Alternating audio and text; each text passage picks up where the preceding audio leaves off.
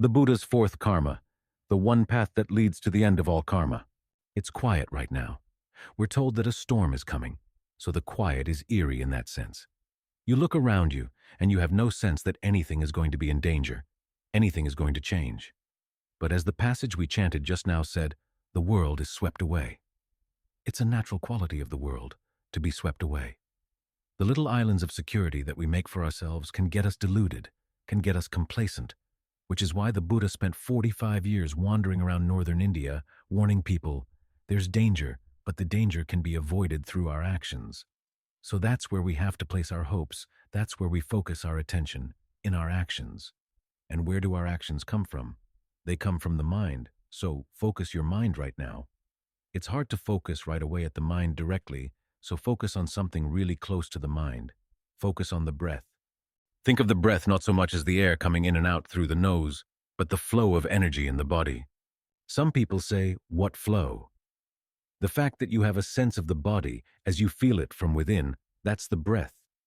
Thinking of it as breath allows you to ask yourself, those places that are tense, tight, solid, blocked, do they have to be that way? This is why this is a useful perception, because it opens up possibilities for loosening up a lot of the tension you may feel in the body. Just hold that possibility in mind, because we're trying to make the present moment here a good place to be, so that as we settle in with the breath, we can see the intentions of the mind a lot more clearly. We can see where they come from. As for where they go, that's a lot more complex. The Buddha said that he saw on the night of his awakening beings dying and passing away in line with their karma, but the effects of their karma were very complex. So he has us focus instead on where all these actions come from. He said you want to have actions that are inspired by a right view and respect for the noble ones. Part of right view is believing that there are people who have seen the pattern of action, the pattern of cause and effect. It's not just a theory or a nice idea, and they've communicated those lessons to us. We should take their lessons to heart. There's bright karma, there's dark karma, there's karma that's bright and dark. In other words, you can't make it totally bright. And then there's the karma that leads to the end of karma, which is the Noble Eightfold Path. So what is the karma that leads to the end of karma? The main factor is right concentration. Remember that the image of the path is central to the teaching. We're going someplace. And although thinking about and trying to describe where we're going is not going to get us there, it does ensure that we don't have any wrong views about it that would lead us away from the path. As the Buddha said, if you have any sense that nibbana could be a negative experience or something undesirable, that's wrong view, and it's going to get in the way. Because a lot of things are going to be demanded of you that you have to let go of. It's going to be hard to let go, unless you have a sense it's really going to be in your best interests. So focus on the path right now, because that's what will take you there. But it's also good to know that the Buddha didn't totally abandon the idea of trying to tell you about nibbana. There are places where he said it's a dimension that's beyond description, beyond the limits of what words can convey.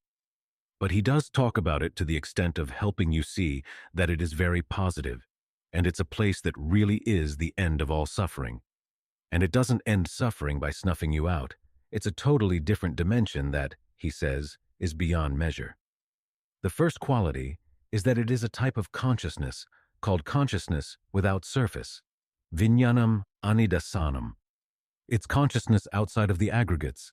The aggregates arise and pass away, and they can be clung to. They exist in space and time, but this is a consciousness outside of space and time, which means it's not subject to the changes in space and time. So unlike the world, it's not swept away. The image the Buddha gives is of a sunbeam. The sun rises in the east, goes through the window in the eastern wall of a house. And if there's a wall in the west, it'll land on the western wall. If there's no wall, it lands on the ground. If there's no ground, it lands on the water. If there's no ground, no water, it doesn't land. It's the light that doesn't have a surface to land on. That's consciousness without a surface. As a light beam that doesn't land anywhere, you can't see it. This is why those who have gained awakening are said to be indescribable. But it's bright in and of itself, clear in and of itself. It doesn't even take consciousness itself as its object.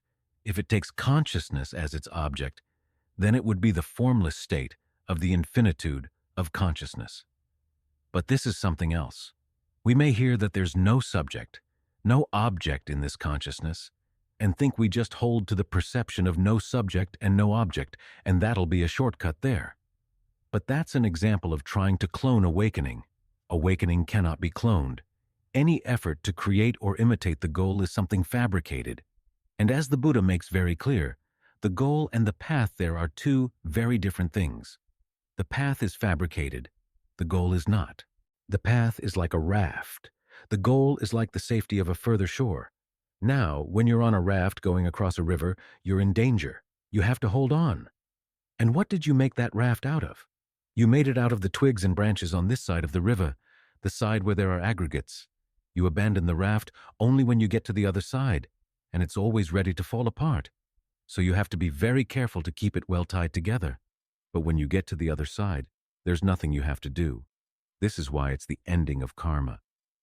So that's one characteristic of the goal. It's a consciousness outside of space and time, so it doesn't change. As the Buddha also said, it's true in the sense that it doesn't deceive you in any way. And because it's outside of space and time, and there's no change, it's the ultimate happiness. There's no stress, no disturbance of any kind in that state. The primary quality the Buddha talks about is freedom. You're free from suffering. You're free from any kind of restraint. As he says, you dwell with unrestricted awareness. Even the word nibbana is an image of freedom.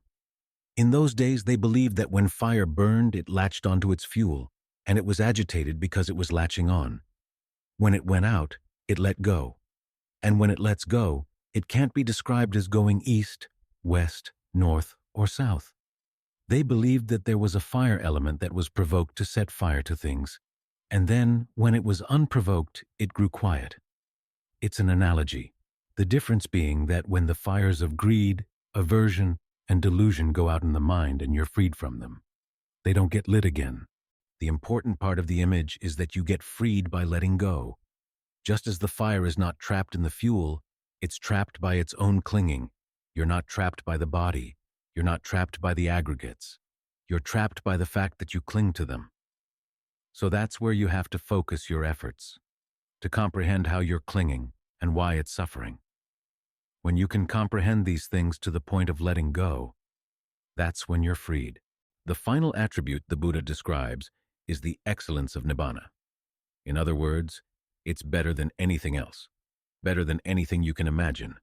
Ajahn Suwat once commented that once you get to the ultimate happiness, the question of whether there's a self there or no self there doesn't enter into the mind at all. The freedoms and the happiness are totally overwhelming, totally satisfying. So that's where we're headed as we practice. Ajahn Mun made the comment that the attainment of nibbana is one thing. Nibbana itself is something else. The attainment of nibbana is the third noble truth. It's something you do. You realize the third noble truth. You realize the attainment of nibbana. But once you're there, you don't have to do anything anymore. This is why it's the ending of karma. But to get there, a certain kind of karma has to be done. It doesn't create the goal. After all, if it created the goal, then the goal wouldn't be unfabricated. This is why the Buddha uses the image of the path. You follow the path and you arrive there. The place where you arrive is not caused by the path, but by following the path, you can overcome all the obstacles standing between you and the goal. So we're headed to a good place. The idea that the path is the goal is nothing the Buddha would have endorsed. Otherwise, why would he have used the image of the path to begin with? In all its descriptions of paths in the canon, they go someplace. And there's a great variety of paths out there, and there's a great variety of paths that we've been following through our many, many lives. But they keep leading us back to more and more karma. Good karma, bad karma, but more and more karma. This is the one path, the noble eightfold path, that goes to the ending of karma. The happiness is so great, the freedom is so great, that there's nothing more you have to do. They say that the arahants are beyond delight, and it may sound kind of gray, but ask yourself, what is delight? We have a tendency to dress up our pleasures in life. We have a meal, and having a meal is not enough. We talk about it afterwards. We plan for it beforehand, talk about how great it was, or how bad it was, how much better it could be if we did it like this, or like that. We're constantly commenting on our pleasures to encourage ourselves to search for more of them because they're unsatisfactory. They're never enough, so they require a lot of dressing up, a lot of embroidery. That's delight. The reason arahants are beyond delight is because there's nothing lacking in nibbana. Talking about it doesn't improve it. You don't have to advertise it to yourself or anyone else. It's that excellent. So we delight in the path to get there, to remind ourselves of why this is a good thing. After all, we haven't seen it yet. We hear about it, and for the time being, these are just words. And they're not words that you can use to fashion the path. You can't take whatever there is on the opposite shore and make a raft out of it. You've got to take things that are on this shore, the twigs, the branches, perceptions, fabrications, feelings, all the aggregates, and use them to make the raft. But still, it's good to know that we're headed to a good place, to absolute safety, to a place where we no longer have to elaborate on our happiness to make up for its lack, because there's nothing lacking. We don't have to do anything more, because it's the end of karma. It's the end of karma because it's totally satisfactory. Nothing needs to be added. Nothing needs to be taken away.